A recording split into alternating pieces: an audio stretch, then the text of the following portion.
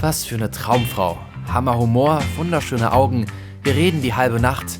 Dann gehen wir zu mir. Der Abend könnte echt nicht besser laufen. Du nimmst aber schon die Pille, oder?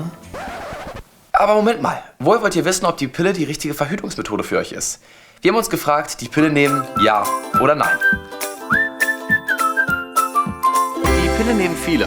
Das heißt aber nicht, dass ihr das auch tun müsst. Ganz ehrlich, als Sohn einer Gynäkologin bin ich mit dem Thema quasi aufgewachsen. Ich kenne aber auch Geschlechtsgenossen, die sich damit null beschäftigen. Einfach vorauszusetzen, dass die Frau die Pille nimmt, ist krass daneben. Die hat nämlich nicht nur Vorteile. Macht euch also am besten selbst einmal ein Bild davon, bevor ihr das Thema einfach nur an die Frau abgebt. Die Pille ist ein hormonelles Verhütungsmittel. Das heißt, die Hormone in der Pille greifen in den normalen Zyklus der Frau ein und verhindern die Schwangerschaft. Vor Geschlechtskrankheiten schützt sie also nicht. Der Grund, warum die Pille so erfolgreich ist: bei richtiger Einnahme gehört sie zu den sichersten Verhütungsmethoden. Der Pearl-Index misst die Sicherheit einer Verhütungsmethode.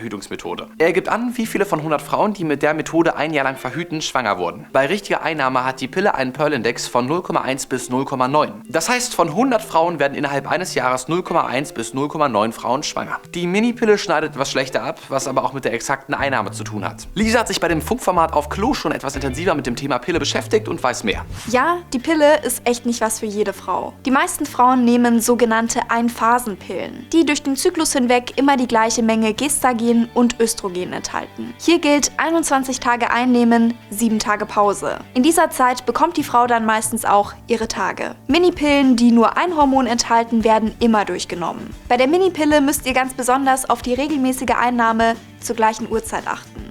Eine sichere Nummer ist die Pille nämlich nur bei korrekter Einnahme. Nicht korrekt heißt, wenn ihr die Pille mal vergesst oder zu spät einnehmt, Durchfall habt, euch erbrecht oder Medikamente wie Antibiotika einnehmt. Dann kann es sein, dass ihr nicht mehr richtig geschützt seid. Und das ist dann eben, sagen wir mal, nicht so gut. So, wichtig bei der Einnahme: immer zur gleichen Uhrzeit und ganz genau nach Einnahmevorgabe. Wenn ihr Medikamente nehmt oder andere Mittelchen, wie zum Beispiel Johanniskraut, checkt die Wechselwirkungen mit eurem Arzt ab. Wenn die Pille vergessen wurde oder nach kurzer Zeit, je nach Pille 3 bis 12 Stunden, wieder rausgekommen ist, einen Blick in den Beipackzettel werfen und im Zweifel den Doc anrufen. Und dann natürlich noch ganz schnell unsere Folge zur Pille danach anschauen. Wie ist das bei euch? Habt ihr eine gute Strategie, um an die Pille zu denken? Oder seid ihr mehr so Verchecker? Schreibt uns das gerne mal unten in die Kommentare. Hier sind unsere Tipps, wie ihr die Pille garantiert nicht mehr vergesst. Erstens, klebt euch einen Erinnerungszettel an einen prominenten Ort. Zweitens, bewahrt die Pille immer am gleichen Platz auf. Drittens, stellt euch einen Pillenwecker auf eurem Handy oder dem eures Freundes. Viertens, und als Freund erinnert sie daran. Ja, hi Schatz, ja. Danke, dass du mich erinnerst. Ja, ich stelle mir gleich einen Wecker. Dankeschön. Ich muss jetzt... Ja. Tschüss. Kommen wir zu den möglichen Nebenwirkungen. Kopfschmerzen, Brustschmerzen, gesteigerte Appetit, depressive Verstimmung, Migräne, Benommenheit, hoher Blutdruck, niedriger Blutdruck, Bauchschmerzen, Übelkeit, Erbrechen, Durchfall, Akne, Haarausfall, Hautausschlag, Juckreiz, irreguläre Abbruchblutungen, Zwischenblutungen, schmerzhafte Blutungen, Eierstock... Okay, das ist echt eine ganze Menge.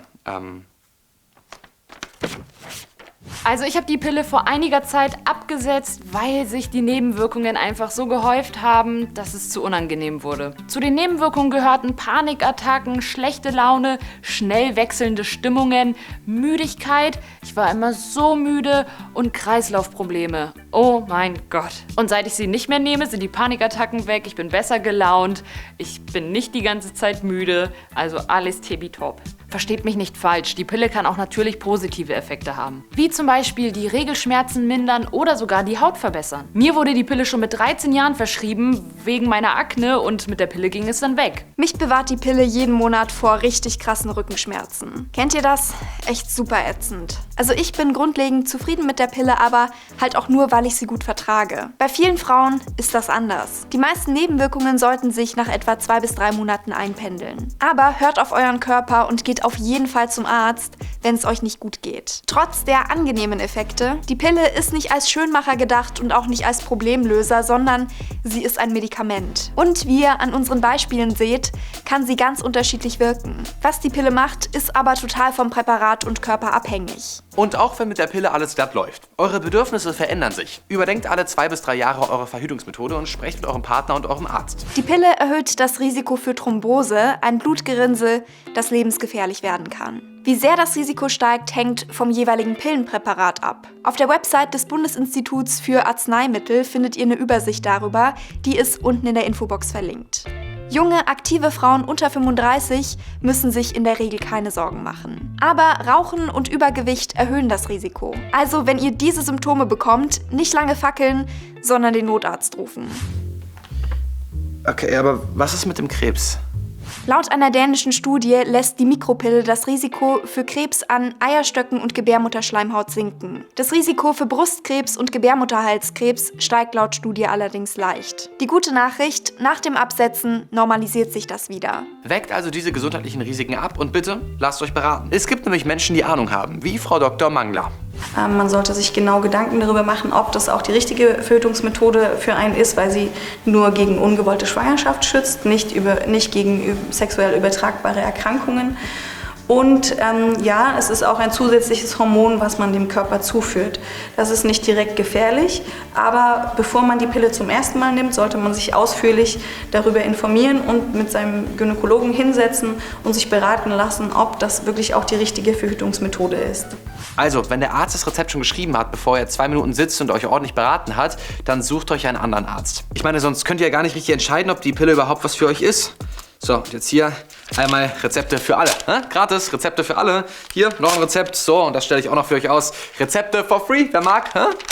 Dann wären da noch die Kosten. Die meisten gesetzlich Versicherten bekommen die Pille bis zum 20. Lebensjahr bezahlt. Danach müsst ihr selbst in die Tasche greifen. Auf den Monat gerechnet sind das etwa 5 bis 10 Euro. Wenn das Geld knapp ist, informiert euch über Biko. Ein Pilotprojekt aus mittlerweile 7 Städten, das die Kosten für gering verdienende Frauen übernimmt. Sich die Kosten für die Pille zu teilen, ist auch eine schöne Idee. Zumindest als Paar. Also 2 Nächte hat Jürgen hier geschlafen. Ja, 2 Nächte. Das macht dann also das durch 31 mal 2. Ja, aber er hat auch den Kaffee gezahlt. Na gut, dann minus 2 Euro. Ja, das Thema Verhütung kann ein bisschen awkward sein. Aber am Ende führt doch eh kein Weg daran vorbei. Also, redet bitte. Und zwar weder zu früh. Ich find's super, dass wir uns jetzt mal persönlich treffen. Wie verhütest du eigentlich?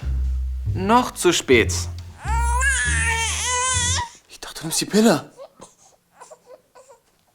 Bleibt am besten direkt und ehrlich. Als Einleitung geht zum Beispiel, hey, worüber wir noch gar nicht geredet haben. Oder, du, bevor wir gleich Eltern werden, kurze Frage. Und dann am besten die Frage so klar und konkret wie möglich stellen. Wie wollen wir verhüten? Oder, hast du Kondome dabei? Ihr könnt dabei auch durchaus ehrlich mit eurer Unsicherheit sein. Im Endeffekt ist das irgendwie sogar sympathisch. Also zum Beispiel, du bist mir jetzt ein bisschen unangenehm, das zu fragen, aber nimmst du die Pille? Immerhin ist es dann geklärt.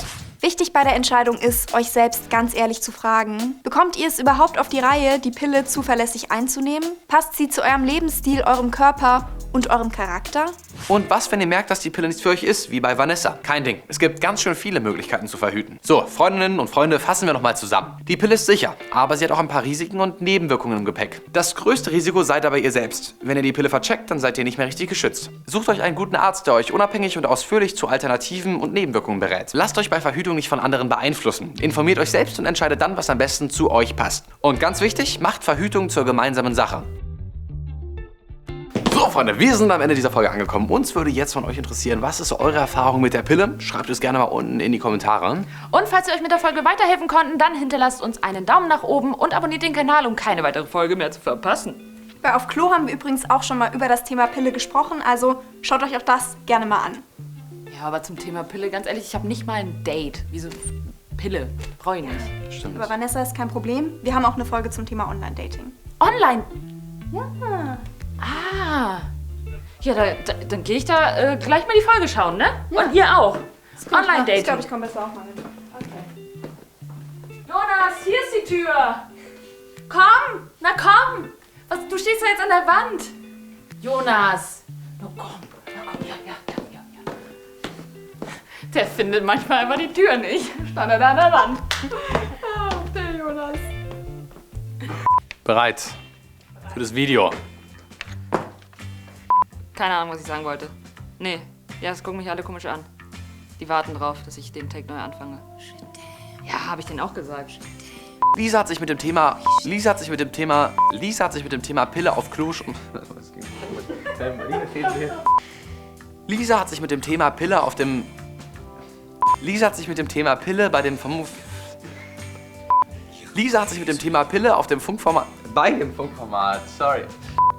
Lisa hat sich mit dem Thema Pille bei dem Funkformat auf Klo schon genauer beschäftigt und weiß mehr. Bitte schön.